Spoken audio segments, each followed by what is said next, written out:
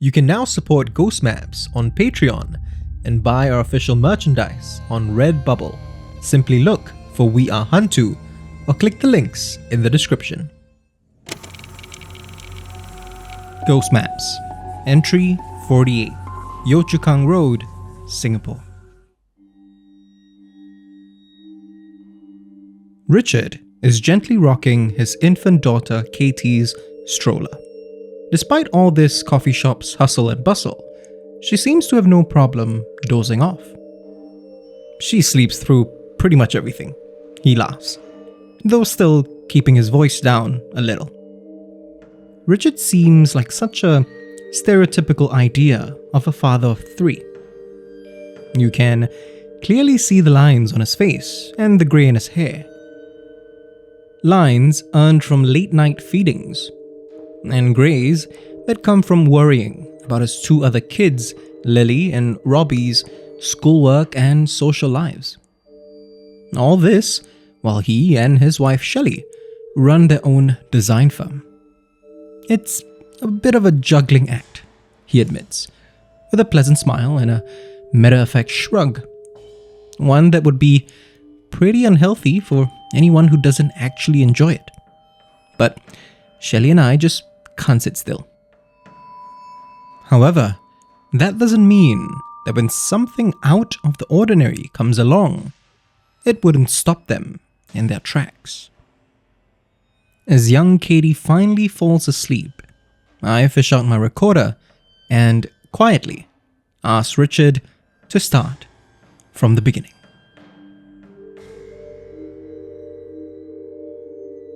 Richard and Shelley's place, just off Yio Chu Kang Road, was an impressive 4-story home.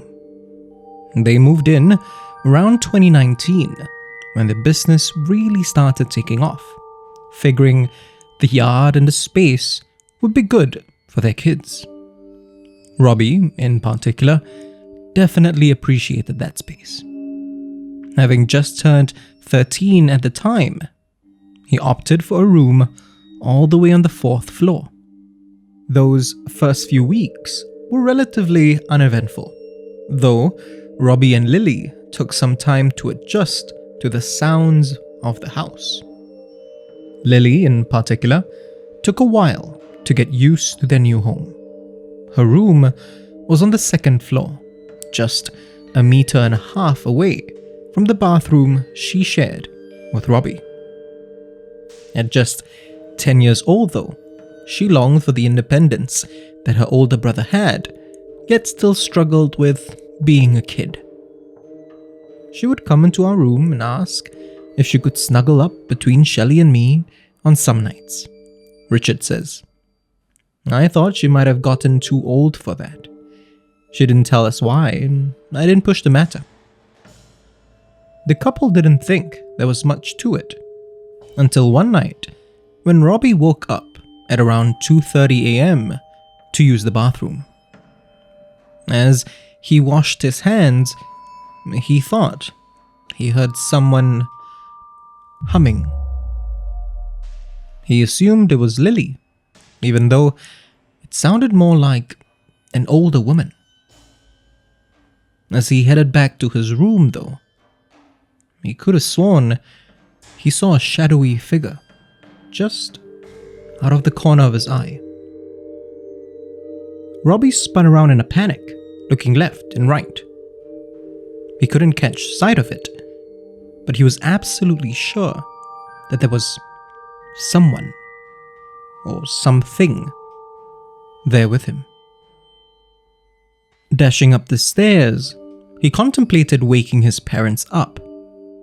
However, before he could reach the bedroom door on the 3rd floor, he heard a raspy voice with a Japanese accent, clear as day, from behind him, whispering his name. Robbie. Instinctively, he turned around. There, against the wall, along the side of the stairs, again from the corner of his eye, was the shadow. And it was slowly creeping up behind him. Following him, Robbie sped up the stairs, refusing to look back.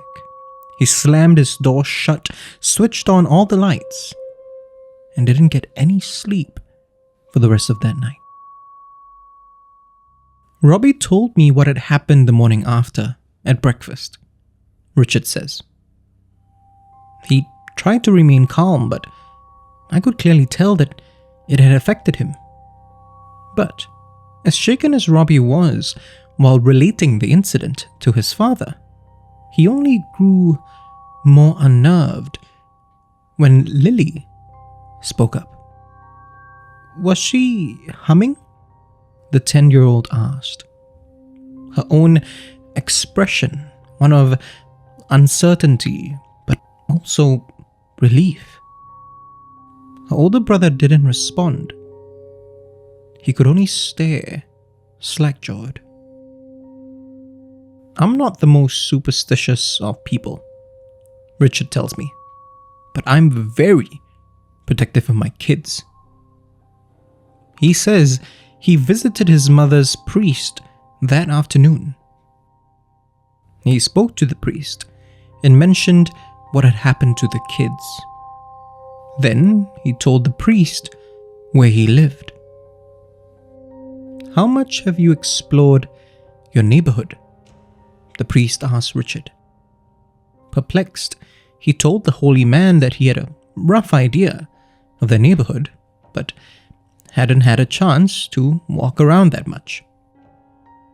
The priest said that he would come over to bless the house in a couple of days. In the meantime, however, he told Richard that he should explore a particular part of his neighborhood to get some answers.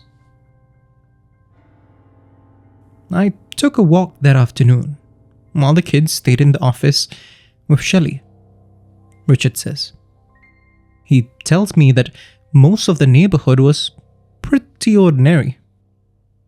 Rows upon rows of landed properties, some bigger than his and Shelley's, others more humble and quaint. But nestled in the middle of that one particular area, surprisingly close to his own home, was what seemed like a park. But on closer inspection, it turned out to be a Japanese cemetery. He was shocked. Granted, he'd never grown up around this general area, but he thought he would have heard more about this resting ground before. Once he had overcome his shock, though, he was filled with an odd sense of peace. At that moment, I knew that whatever was in our home wasn't malicious, he tells me. Still, the priest came over a few days later to bless the house. He said prayers in every room, but seemed to linger just outside the second story's bathroom for a little while longer. He assured me that my instincts were right, Richard says. The spirit was benevolent, more curious than anything else. But things could have been far worse, the priest had warned him. He told Richard to try and ensure that no one in the family stayed out too late. After all, not everyone buried there was a good person, the priest added ominously before leaving the house. The kids have been fine ever since, Richard tells me, just as Katie starts to stir. Richard rocks the stroller a little, and the infant goes back to sleep, not a care in the world. I ask him then if he had seen anything though. He gives me a smile. No, he says, but I do hear humming around the house sometimes. He doesn't seem bothered by this though. I get the same feeling from her humming as I did at the cemetery. This odd sense of peace. He looks back down at his daughter. His smile grows a little wider, then adds his tone a little warmer. It's like whoever's staying with us is watching over Katie too. If you want to discover more of Southeast Asia's other side, subscribe now and follow us on social media at We Are HANTU. You can also buy official merchandise on Redbubble and be one of our supporters on Patreon. Ghost Maps is recorded on Audio Technica mics.